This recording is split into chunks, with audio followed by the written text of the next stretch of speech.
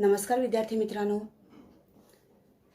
मित्रांनो, कोविड-19च्या या सद्यस्थितीत आपल्या शाळा बंद असल्या तरी आपले शिक्षण चालूच आहे आणि त्याच अनुषंगाने बृहन्मुंबई महानगरपालिका शिक्षण विभाग व्हर्च्युअल ट्रेनिंग सेंटरच्या माध्यमातून व्हिडिओ थ्रू आपण आज भेटणार आहोत. मी निलिमा कदम, आपली व्हर्च्युअल शिक्षिका. आजचा विषय आपण बघणार आहोत इयत्ता 6वी, सामान्य विज्ञान, सजीव सृष्टी, द लिव्हिंग वर्ल्ड. आपल्या सभोवती आपल्याला अनेक प्रकारच्या गोष्टी आढळून येतात. अनेक प्रकारचे प्राणी, वनस्पती आढळतात. या गोष्टींमध्ये काही बाबतीत आपल्याला साम्य तर काही बाबतीत भेद दिसून येतो. There are many kinds of things around us.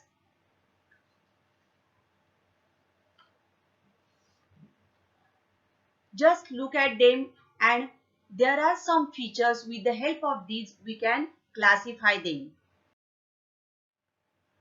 पृथ्वीवर दोन प्रकारच्या गोष्टी असतात, सजीव आणि निर्जीव, living things and non living things. काही ठराविक वैशिष्ट्यांच्या आधारे आपण सजीव आणि निर्जीव असे वर्गीकरण करू शकतो. या चित्रात दिसणारे प्राणी, कीटक, पक्षी, वनस्पती, त्याचबरोबर मनुष्य प्राणी हे सर्व सजीव घटक होत. There are animals, plants, insects, birds, reptiles and human beings. These are all living things. Whereas some stones, pencil, chair, fan, buildings, car, these are non-living things. इतर गोष्टी आपल्याला दिसतात त्या निर्जीव गोष्टी आहेत, निर्जीव वस्तू आहेत. काही ठराविक वैशिष्ट्यांच्या आधारे आपण सजीव आणि निर्जीव असे वर्गीकरण करू शकतो.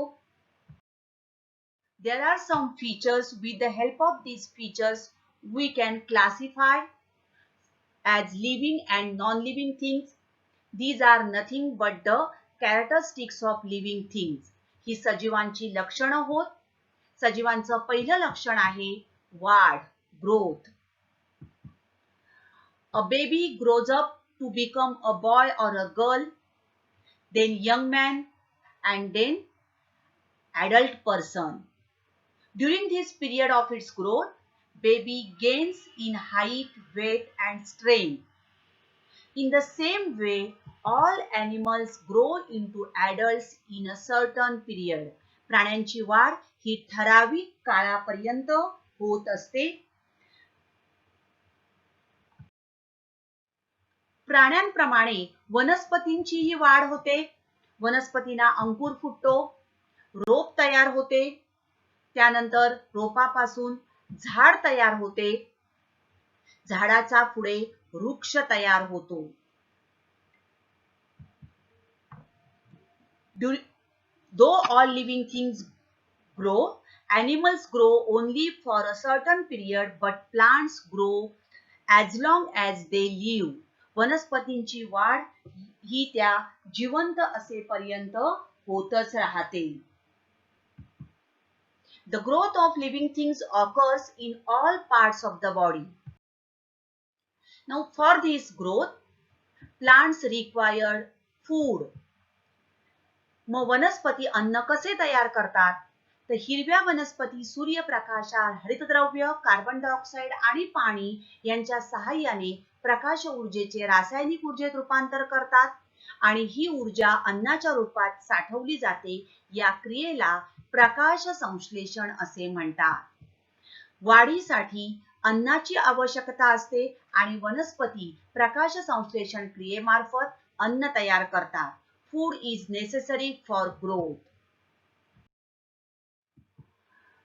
So green plants prepare their own food from water and nutrients in the soil and the carbon dioxide present in the air with the help of chlorophyll in the leaves in the presence of sunlight, and this process of food production is called photosynthesis, प्रकाश संश्लेषण. आणि या प्रकाश संश्लेषणाच्या क्रियेमार्फत वनस्पती अन्न तयार करण्याचे कार्य करतात. But what about animals? Intake of food by animals. प्राण्यांमध्ये हरितद्रव्य नसते, त्यामुळे प्राणी स्वतःचे अन्न स्वतः तयार करत नाहीत.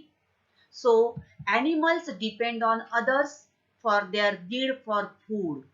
प्राणी अन्नासाठी इतर प्राण्यांवर किंवा वनस्पतींवर अवलंबून असतात.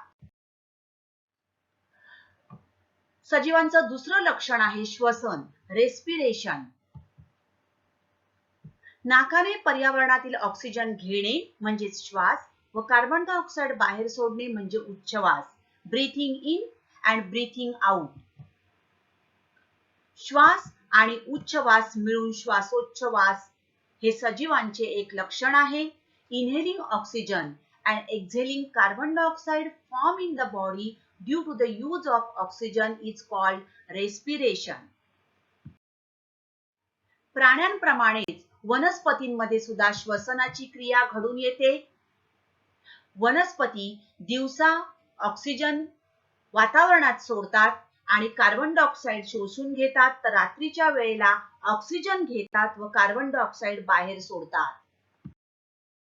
वनस्पती श्वसनाची क्रिया त्यांच्या खोड व पानांवर असणाऱ्या सूक्ष्म छिद्रांवाटे करतात. वनस्पतींना या श्वसनासाठी त्यांच्या खोड आणि पानांवर सूक्ष्म छिद्रे असतात. Plants respire by means of microscopic pores on their stems and leaves. These are called as stomata. वायूंची देवाणघेवाण करण्यासाठी पानाच्या बाह्य आवरणाला अतिशय सूक्ष्म छिद्रे असतात, त्यांना पर्णरंध्रे असे म्हणतात. Stomata. These are the tiny openings, and with these openings or with the help of these stomata, the exchange of gases takes place in plants.